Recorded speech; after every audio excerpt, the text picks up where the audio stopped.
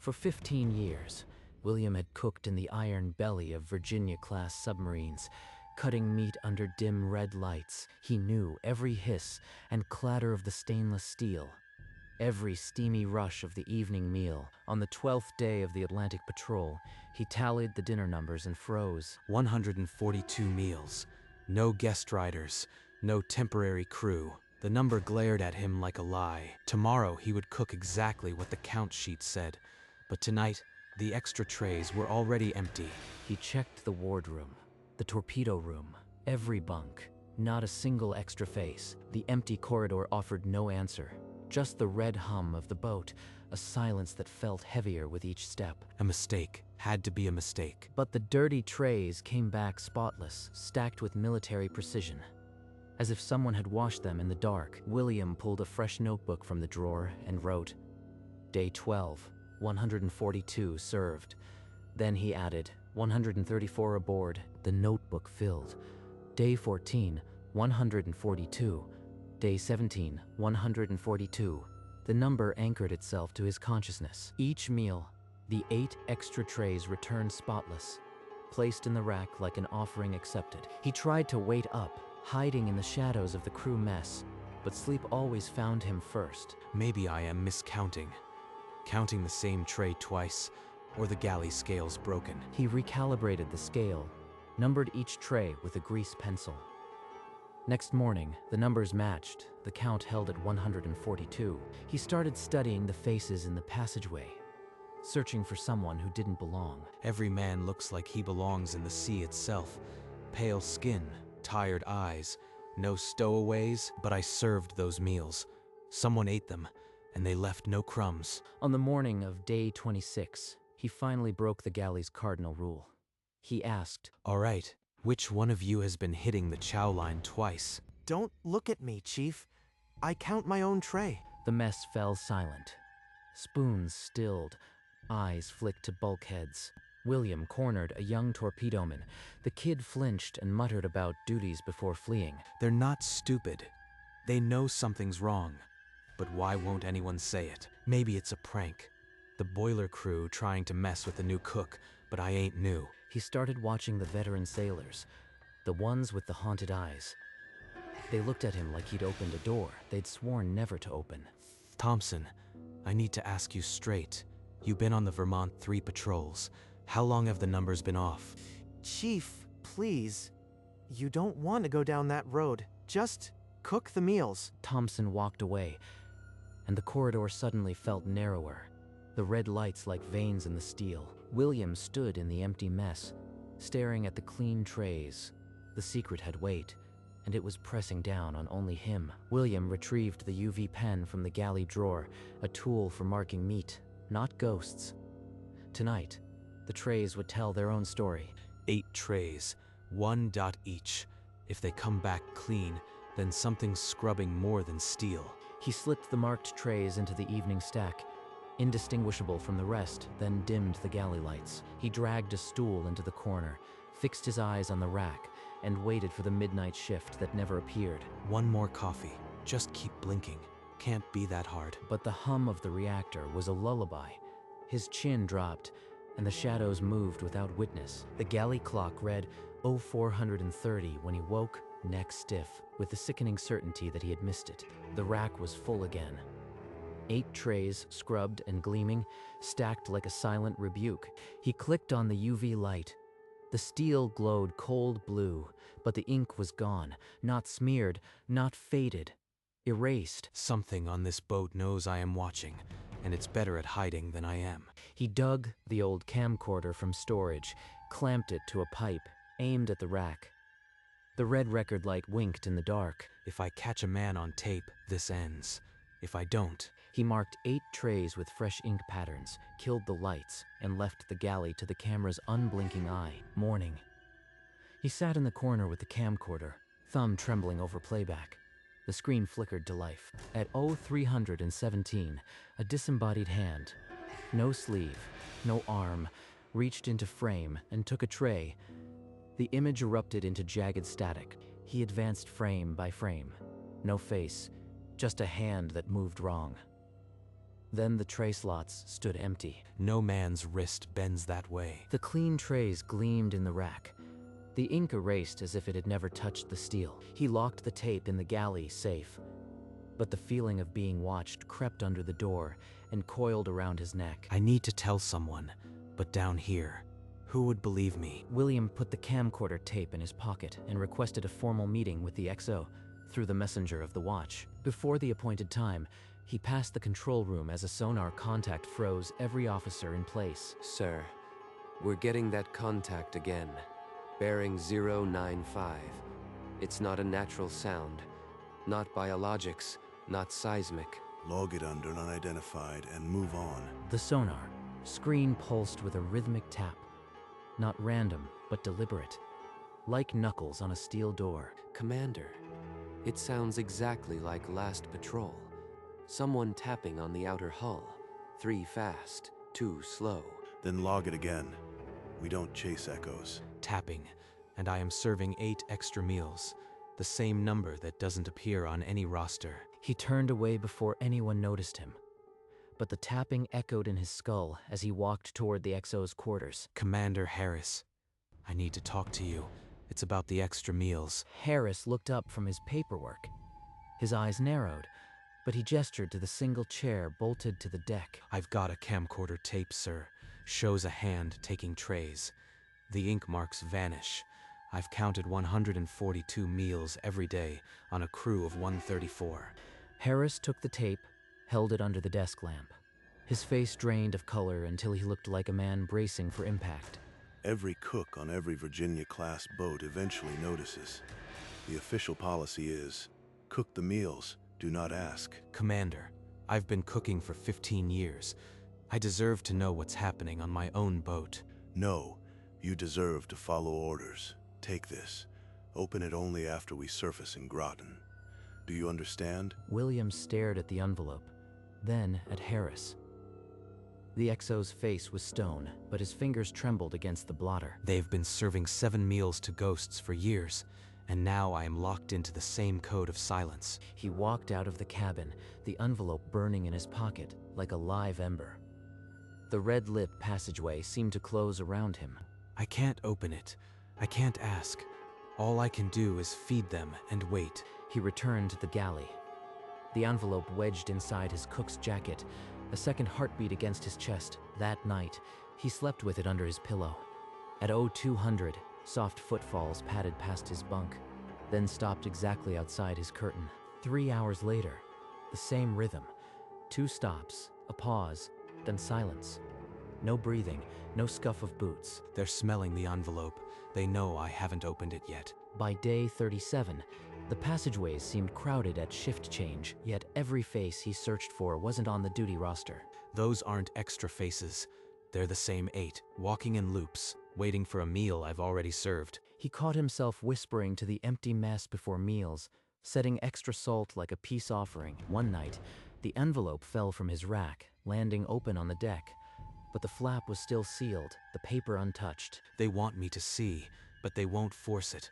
They're waiting for me to choose. He pressed the envelope back into his mattress, but the footsteps outside his curtain didn't retreat until morning. At 0600 William Street Act, 8 extra trays in the center of the mess, each with a full portion, the steam curling like a question. If they're waiting for me to choose, then I'll choose to be the cook, not the jailer. He sprinkled extra pepper, the way the old man had taught him, and left a clean fork on each empty chair. All right, gentlemen. Chow's on. When he returned from his rounds, the trays were clean, the forks wiped, the napkins folded, not a crumb. And for the first time, the silence felt grateful. Commander Harris, the sonar contacts, the tapping. You said you don't chase echoes, but these aren't echoes, are they? Some things never leave patrol, William. They just get quieter. You learn to listen, and you keep cooking. They're not hostile. They're not hungry for vengeance. They're hungry because they never made it home. That night, William stood longer in the galley, the envelope unopened in his pocket. But his dread had cooled into something almost like honor. I don't need to open the envelope. I already know what it'll say. Feed them. And I will. On day 67, the patrol clock ticking toward the final week, The boat's quiet suddenly shattered by a sound no one on the sonar stack had ever logged. It's Morse, clear as a bell. ITS, STILLHERE. It's still here. William, delivering coffee to the control room, froze with the pot in hand as Jenkins repeated the phrase like a prayer. They're speaking now. After 67 days of tapping, they're spelling it out, and they know I hear it. He retreated to his bunk, the envelope heavy in his fingers. The seal was brittle, tempting, a century of salt air holding a secret. Just one rip. No one would know. I could read it and seal it back with galley glue. But instead of tearing the paper, he pressed it to his forehead and let the Morse echo through the steel. They're telling me because they trust me. Opening it early would break that trust. He tucked the envelope away, but the message from the deep lodged in his chest, still here. That night, the footsteps didn't come, but William didn't sleep.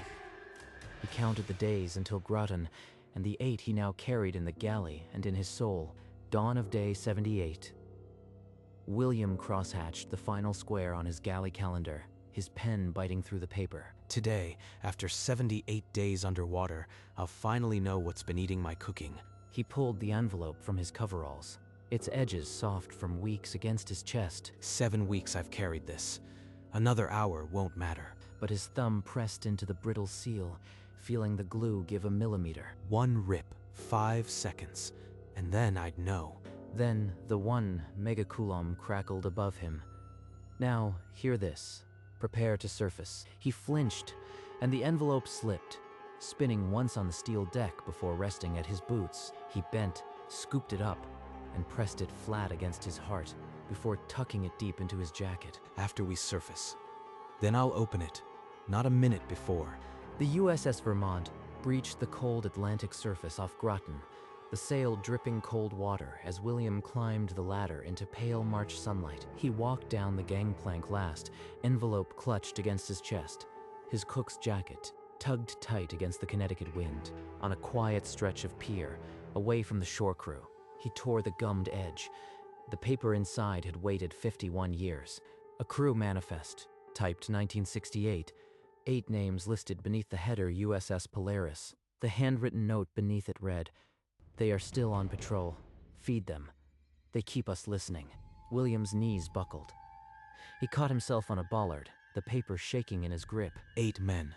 I've been cooking for 8 men who never came home. The photograph stapled to the manifest showed a 1968 crew, young faces, the same galley apron hanging on a hook. He read the note again, the ink blurring under tears. Then he folded it all back into the envelope, pressed it flat against his chest, and walked toward the base gate as a cook who had finally earned his galley. In his barracks, William spread the manifest on his bunk and traced each name with a fingertip. Peters, age 22. Kowalski, age 19. Ellis, 38. You've been 19 for 51 years. They were just kids. Now they've been underwater longer than they were ever on land. The phrase, "keep us listening," churned in his mind, connecting the sonar contacts to his galley.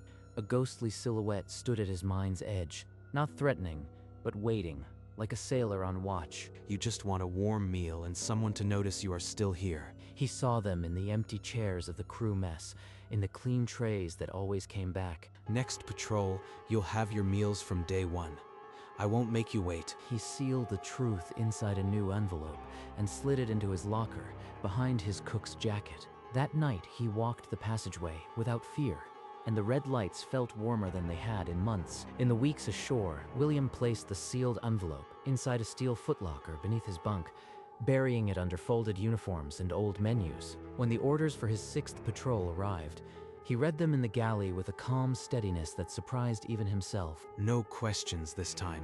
From the first meal, 8 trays will wait beside the soup. The night before sailing, he walked to the pier where the Vermont rested black against the stars, her hull humming with shore power. You are out there waiting in the dark, just like you've been for half a century. A faint ripple spread across the black water, as if something invisible stirred beneath the surface. He pulled the photocopied manifest from his jacket and, for the first time, read the names aloud. Peters, Kowalski, Ellis, Gallagher, Ruiz, O'Brien, Chen, Walker, I'm your cook now. The pier lamp flickered once, then steadied, as if the sea itself had answered. He folded the paper, pocketed it, and walked back toward the barracks with the steady stride of a man who knew exactly what he was sailing toward.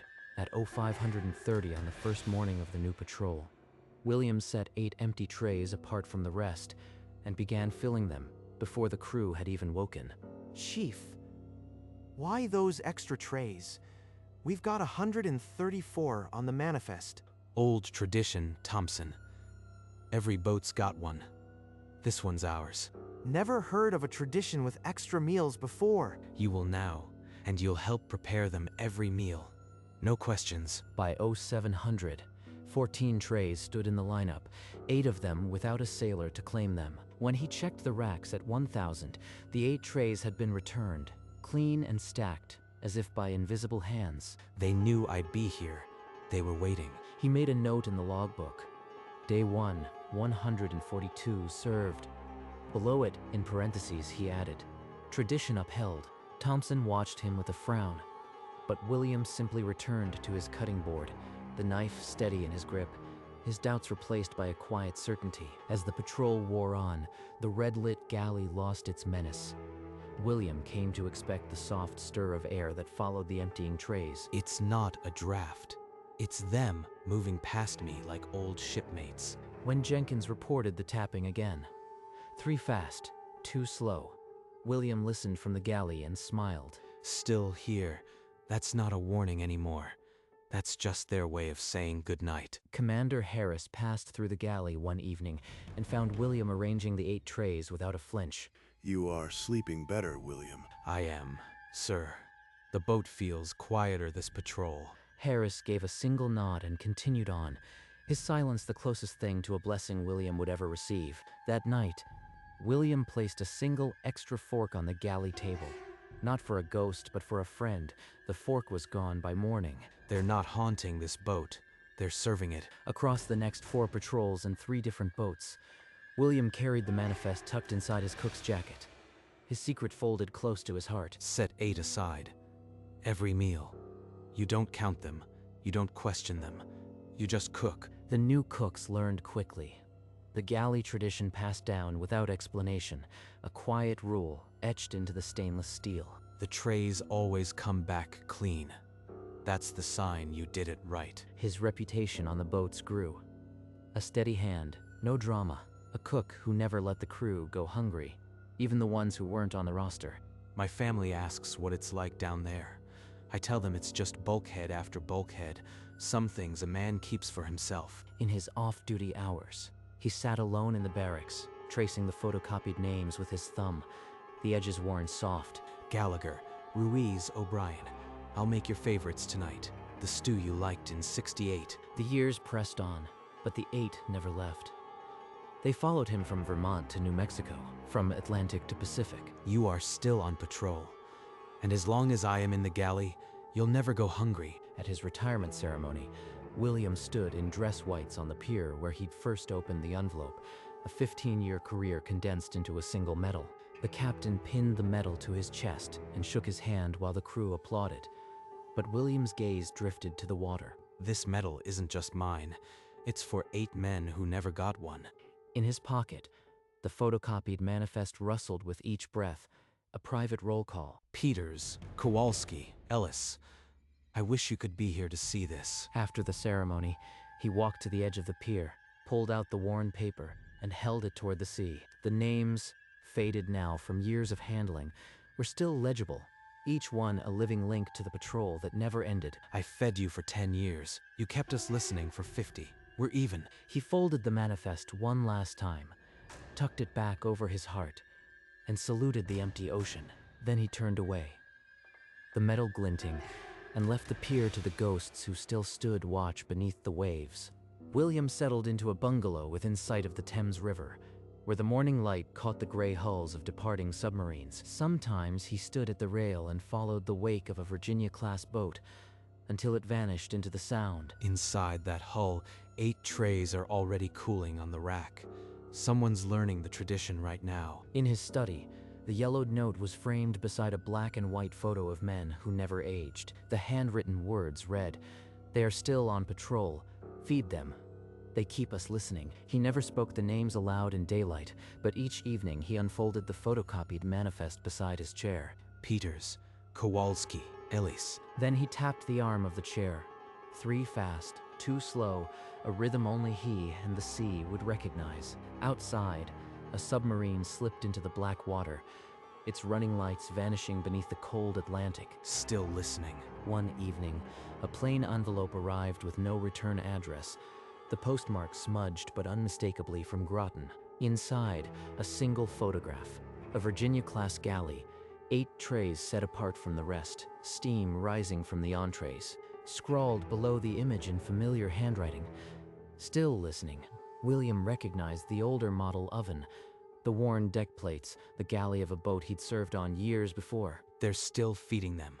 The tradition is alive. He opened a drawer and placed the photograph beside the folded manifest he had carried for a decade. Then he ran his finger across the 8 names on the manifest, connecting the living tradition to the men who inspired it. The framed note on the wall seemed brighter that evening, as if the ink had replied to the photograph. He tapped the frame gently.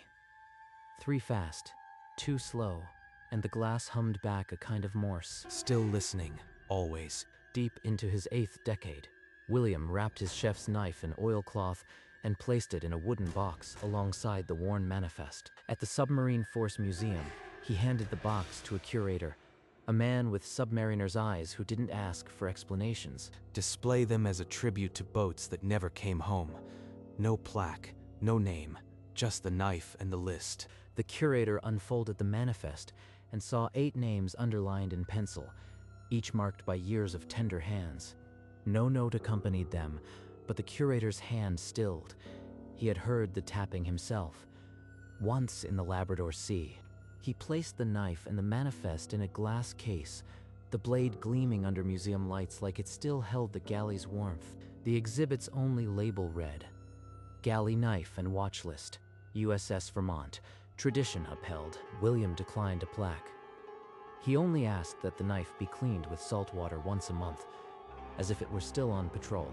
The curator agreed, and when he locked the display case, he tapped the glass 3 times, slow, then too quick, a salute. No one noticed, but the glass hummed back, a faint vibration from the deep, as if something was still listening. Far below the Atlantic, a Virginia-class submarine slipped into the black water, its running lights swallowed by the deep. Inside the sonar room, green screens pinged with a rhythm older than the boat. 3 fast, 2 slow. In the galley, a young cook set 8 trays apart, each steaming with the evening meal. He didn't know why he did it, only that the galley chief had told him. Tradition. The trays vanished by morning, returned spotless, as they always did. On the sonar, a new contact appeared. Not a threat, a companion. Outside, the modern submarine sailed on, but beside it, a ghostly silhouette formed in the deep. It was the USS Polaris, hull painted 1968, her phantom crew standing watch on the silent deck. For a moment, the 2 boats sailed as one, the living and the lost, bound by salt water and the galley's rule.